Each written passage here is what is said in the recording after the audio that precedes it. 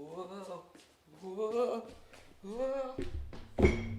What's up, Nerdyverse? I'm Daddy Louie, and in this video, we are taking a very special look at the brand new Harry Potter Hogwarts Battle, the Charms and Potions expansion. So stick around.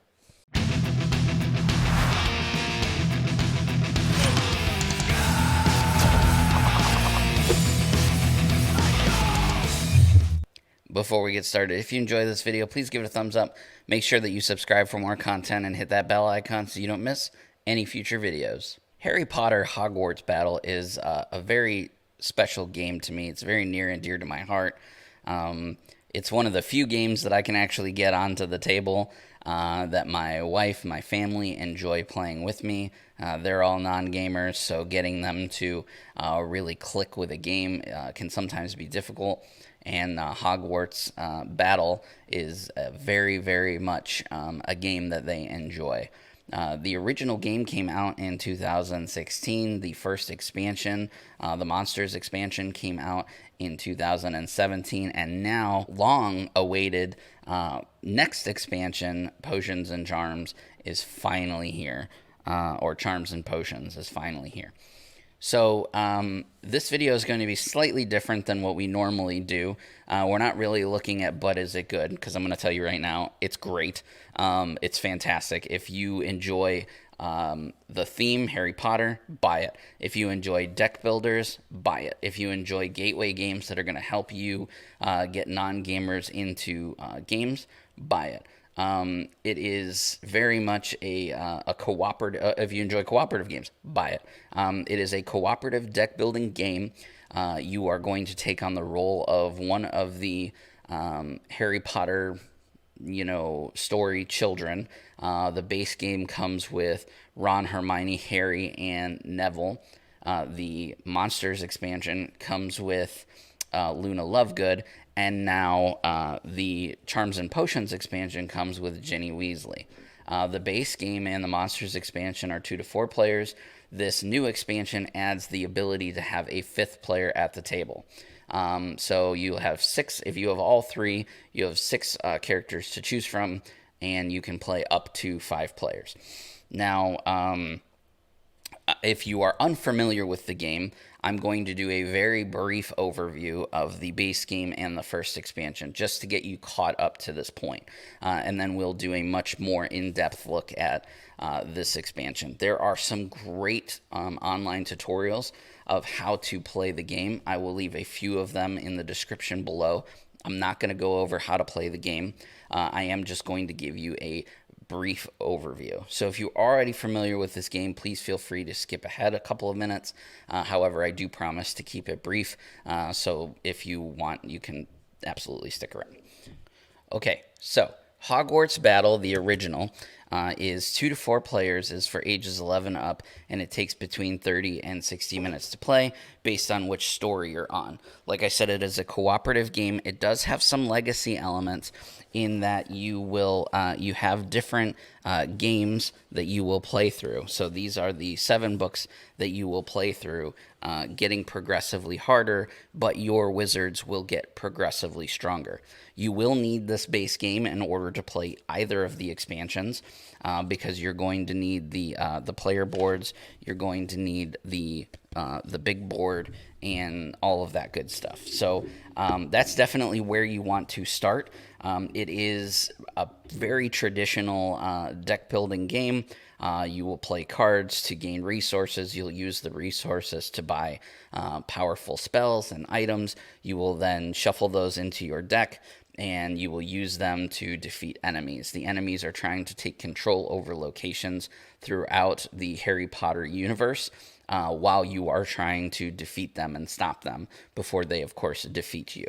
Like I said, the base game goes through the first 7 stories. There's really no story. They don't tell a story, but they start introducing villains and stuff from throughout those books, and they do get progressively more difficult. But again, your deck is going to get progressively stronger as well, until, of course, you come to the final battle. That's the All right, so now fast forward to the first expansion, which is the Monster expansion. Now, this expansion has 4 chapters or 4 adventures for you to go on that, again, progressively get more difficult as you go. And similarly to the first book, or the first box, it it plays through like a little mini story. Again, it doesn't really tell a story. It's just things advance as you keep going. They start introducing new things. There are a few mechanics that are added into the game, but not many. Really, what you're getting here is the ability to play as Luna Lovegood. They do add detention as a new mechanic. They add creatures versus villains, so they've got a distinction between what is a villain and what is a creature. And there's also a couple surprises that I don't want to spoil. But for the most part, it doesn't really change the mechanics too much. It just gives you more gameplay options. It's a very good expansion. I'm not saying that it's not. But again, it's nothing like groundbreaking. Nothing really dramatically changes. Except for, like I said, there's a couple little surprises that I don't want to spoil for you. Now enter Charms and Potions. This expansion actually changes quite a bit of things and is a much more game-changing type of expansion where monsters just adds more for you to play. This actually kind of changes the game up a little bit.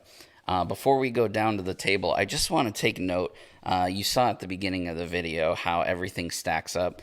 These boxes are just super cool. They look like suitcases. So if you can stack them on top of each other like this, so it looks like a stack of suitcases on the shelf.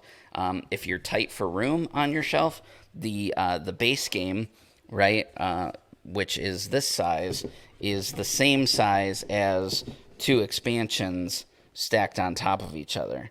I don't know if you can see that, but it basically allows you to minimize shelf space. But if you want it to look like, a stack of suitcases, which is what I'm going to do on my shelf, just looks super, super cool.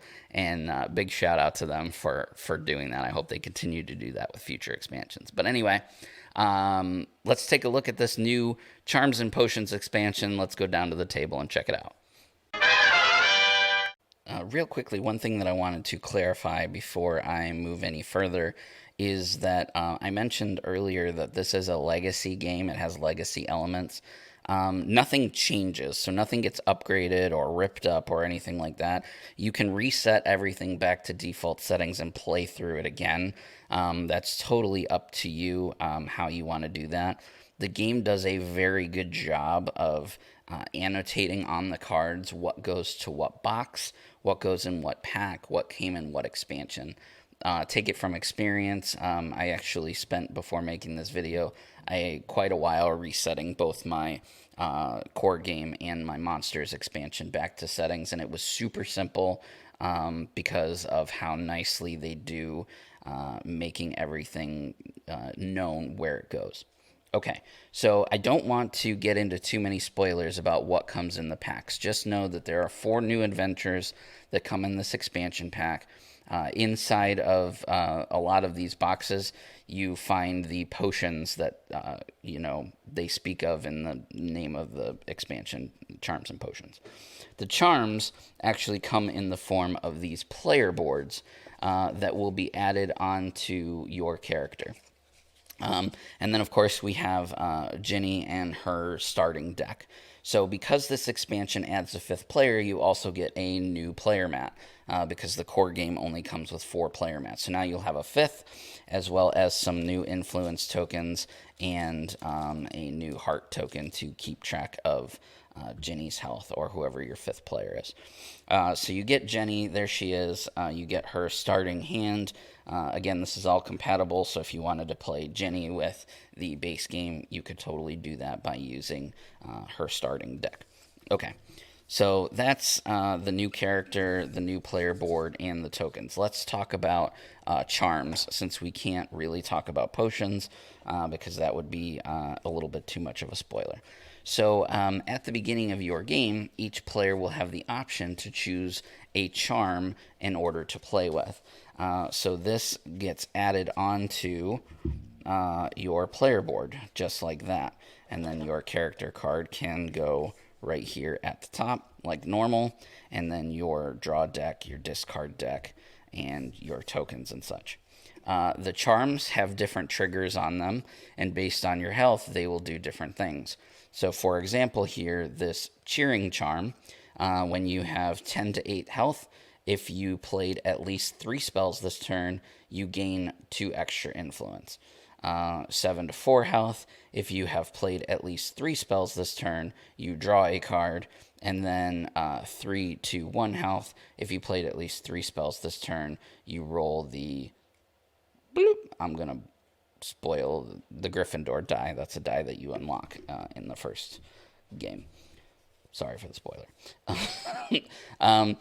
So, and each one, and there's 10 of these. So, a 5-player game, you're only going to use 5 of them, and you get to choose which one that you want to use. You can either, deal them out randomly if you wanted to, or, each player can pick which one they want to use, or what you think is going to be best for your playthrough, or best for, whichever character that you decide to use. Speaking of character, while we have Ginny out, let's take a look at her real quick. Her ability is, if you assign damage and or influence to 2 or more villains, all heroes gain 1 influence. So she's really strong, really fun to play. And that's Ginny Weasley. Also, another thing to note is that these charms are not tied to your character. From what I could read on the rules, I didn't see anything about needing to use the same charm from, game to game. So if you're playing campaign style and going through each of the packs and you use a charm that you don't like, next game, just choose a different charm. It's that easy. If there is a rule out there that says that you can't do that, then I apologize, but that's just how we played it, and it didn't seem to be game breaking or anything like that. That's really all that I want to mention as far as the new mechanics. The potions are really, really cool too. They do change the game a lot. I don't want to give away too much because you don't unlock that until the second pack. So, that'd be quite a big spoiler, but just know that it is similarly to how Charms add a new mechanic, Potions does as well. So just keep that in mind. Again, I'm not going through it just because I don't want to spoil it for people who are excited to check this out for themselves. But you'll just have to take my word for it that it is, game changing in the way that Charms is. So please just keep that in mind. But anyway, that is everything that comes inside of the Charms and Potions pack. Well, like I mentioned at the beginning of the video, I'm not going to do the whole "but is it good?" because I'm telling you right now, it's fantastic. I just love Hogwarts Battle and everything that comes out. What I will say is I do feel like this is a much better expansion than the Monsters expansion. So if you're brand new to the game, you don't know what to buy yet, my suggestion is buy the base game, and then once you have finished playing through the base game, if you only want to buy one expansion, you don't want to get both, I do recommend getting both. But if you only want to buy one, my choice would be the Charms and Potions expansion. It just adds so many different layers of gameplay and so many different mechanics that change up but still feel like you're playing Harry Potter. They're just a lot of fun. The charms are great. The potions are just so cool. I really, really like that a lot. That's not to say Monsters is a bad expansion. It is a very fun expansion, and I recommend just getting all of them and playing all of them. I mean, I'm a completionist anyway, so, these were it was like a no-brainer. When I bought Hogwarts Battle, I bought the expansion at the same time, back in 2018 or whenever I bought it. But now that this is out, if I were to go to the store, I'd probably buy all 3 anyway. But my recommendation to you is if you can only get one, get the Charms and Potions expansion first, and then you can play the Monsters expansion later. There's only one minor thing that you're going to miss out on by not playing that one first. But again, it's not, I feel like you're missing out more by not playing Charms and Potions than the Monster. Plus, it adds a 5th player. So just getting this right off the bat, you can add a 5th player onto the main game. So you can play, Harry Potter, Hogwarts Battle, the main 7, the campaign of 7 books with a 5th player by getting this expansion. You can't do that with the Monsters expansion. So, you're losing out on Luna Lovegood. So if you're a fan of Luna Lovegood, grab that. And you're also missing out on one other thing that I don't want to spoil. But this is definitely the best expansion for the game currently. I love this game. I really, really, really hope that they continue to make expansions for this game because it's just so, so good. A huge shout out to the OP for sending this to me. I can't thank you guys enough, and I don't know why you're still watching this video. Go buy the game. Just go. Go buy it. Just go. Did you buy it yet? What do you guys think of the new Charms and Potions expansion for Harry Potter Hogwarts Battle? Let me know down in the comment section below. I enjoy reading those and interacting with you guys. If you want to see more from the Circle of Nerds, you can check us out on all of our social media. We have Facebook, Twitter, and Instagram, all at Circle of Nerds. Also, don't forget that we have a podcast that comes out every week called The Cosmic Disaster Show. You can find that right here on YouTube or anywhere that you enjoy listening to podcasts. And for an extra bit of love and affection to us here at the Circle of Nerds, please consider checking us out over on Patreon at patreon.com/Circle of Nerds. Anyway, guys, that's all from me. I'll see you in the next video.